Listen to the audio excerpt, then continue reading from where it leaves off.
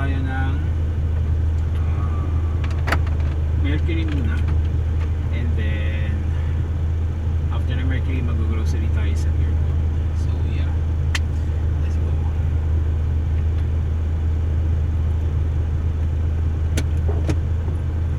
So hot, grabe init guys. Taas mo natin.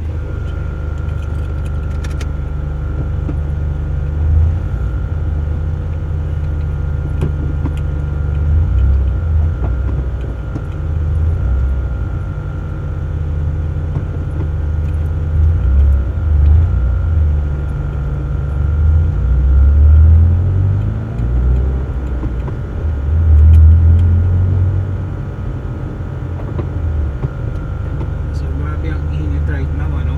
Ilan ang temp? 37. Wow. Sorry guys kung narinig niyo yung fan ng aircon, no? Sobrang init kasi talaga. Like legit. It's too hot.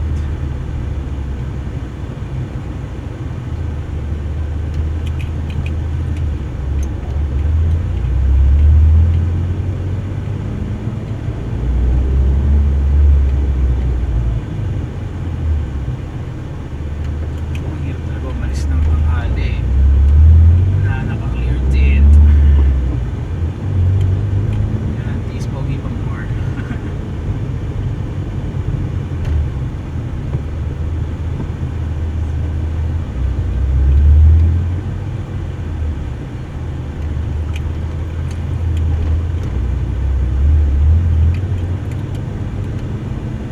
Oh, it's really hot, man.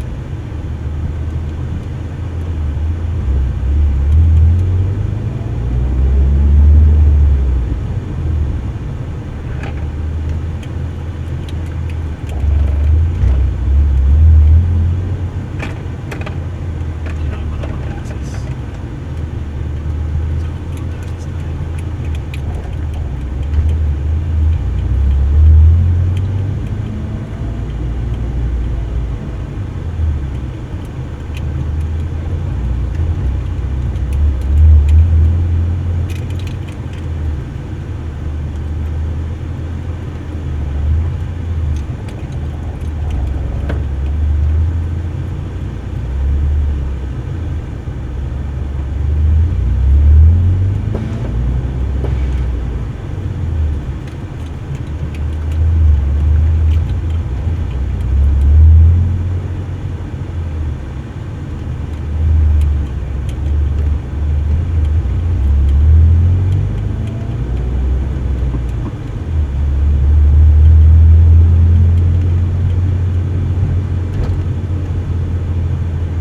Okay, tabi na tayo sa Pilipinas. Check na natin kung maayos yung view. Camera. Let's see kung maayos yun.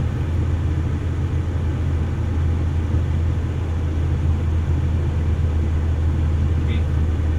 Okay naman yung view guys. So let's go.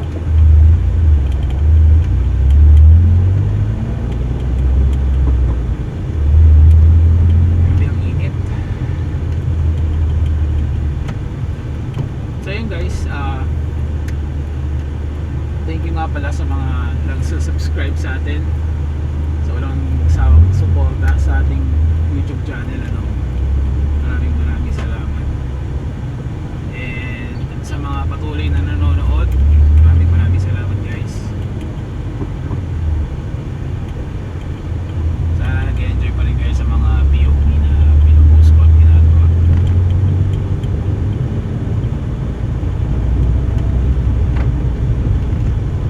And nakakamiss lang din na meron tayong mga international viewers. May mga nagko-comment.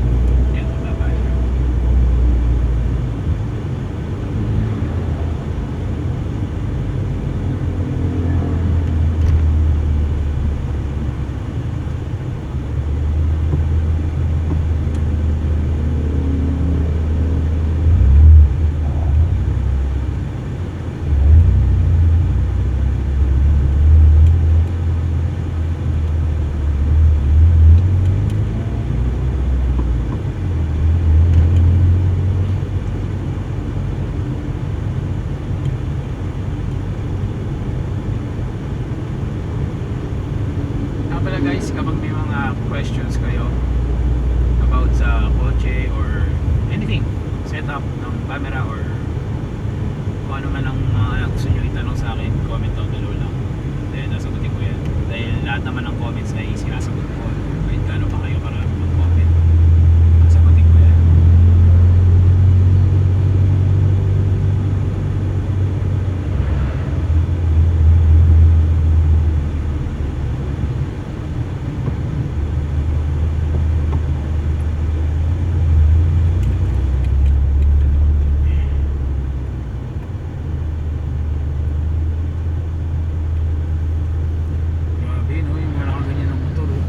Tapos naka long sleeve pa kayo para di umitim. Hindi ko ma-imagine ako yung mag-aagit niya. Lalo pat pawisin ako guys. Grabe.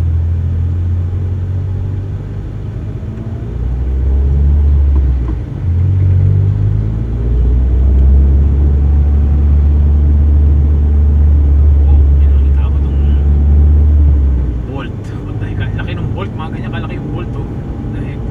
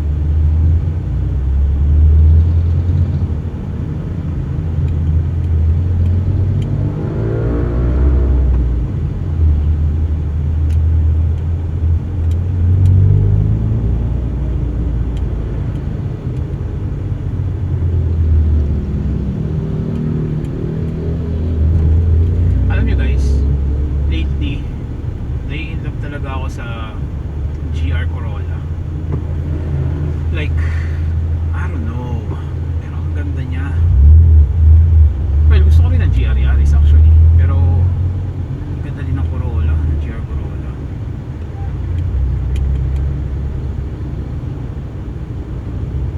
Like 1 point, ano bang displacement ng engine? I think it's 1.6. Nasa 1.6 ata displacement engine. Ang taas ng horsepower nun, ang alam ko eh. Dahil performance, I mean, alam mo yun, yung pang, alam ko, di ba ginawa ang GR Yaris dahil sa rally? Or Yaris yung ginawang rally? Not sure. Wait, try nyo guys, oh, vintage. Look at this. Ito yung vintage European car. Sana nakita sa clip na.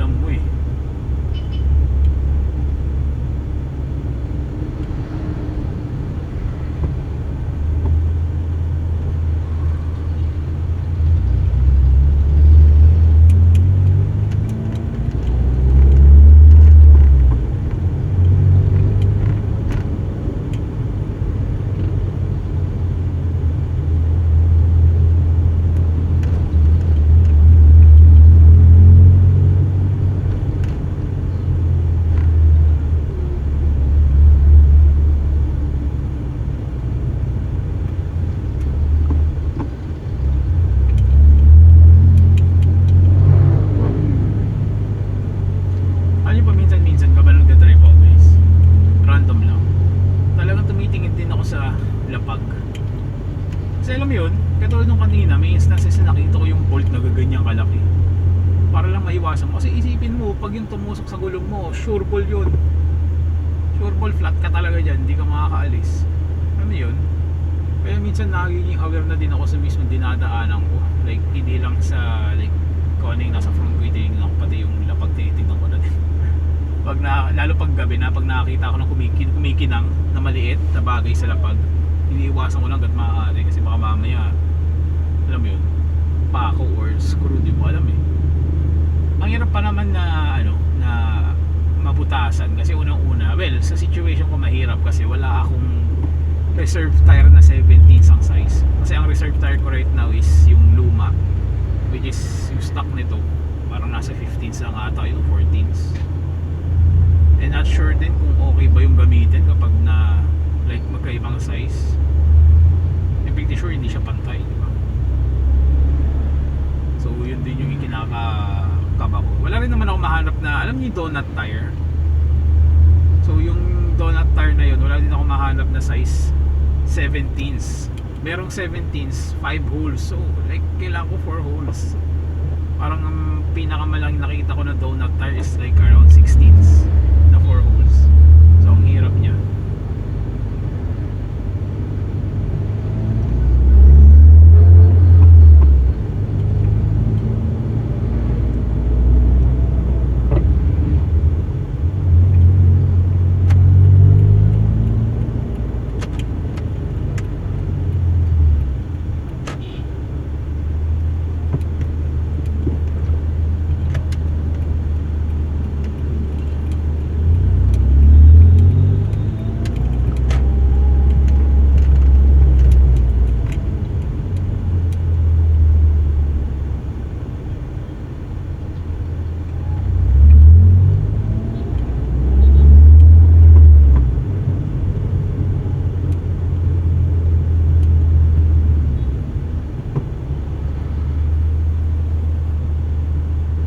Magkakalapit na naman yung pupuntahan natin. So punta lang tayo doon, diretso tayo.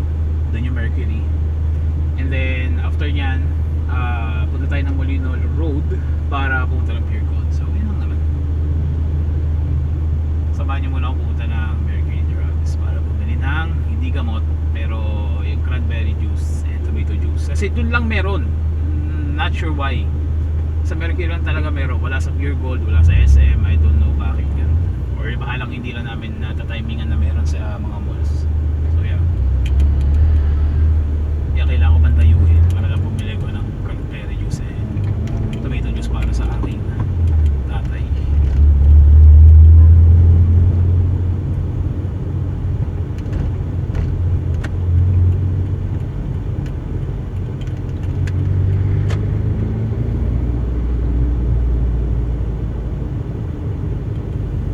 Sure kung nagbigay sila ng space dito. I hope naglagay. Nice one. Thank you.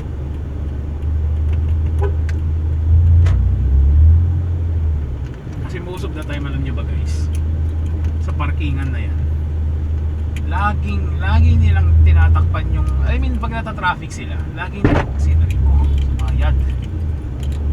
Wow. Kaya sus na sumasayad pa no? Kulit mo din eh. Malimutan ko mag-air. So ayan, narinig nyo na ako mag-scrape, no? So ayun nga, back to the sinasabi kong run kanina. Doon sa kanina dinaanan natin, laging hindi sila nagbibigay ng space para makapass through doon sa mismong pasukan nito, ng parking na to. I don't know why. Buti na lang yung kanina, I mean, thumbs up sa Innova na nandun sa daanan, no? Binigyan na tayo ng space para makadaan. So yeah. So pala tayo ng Mercury. Let's go.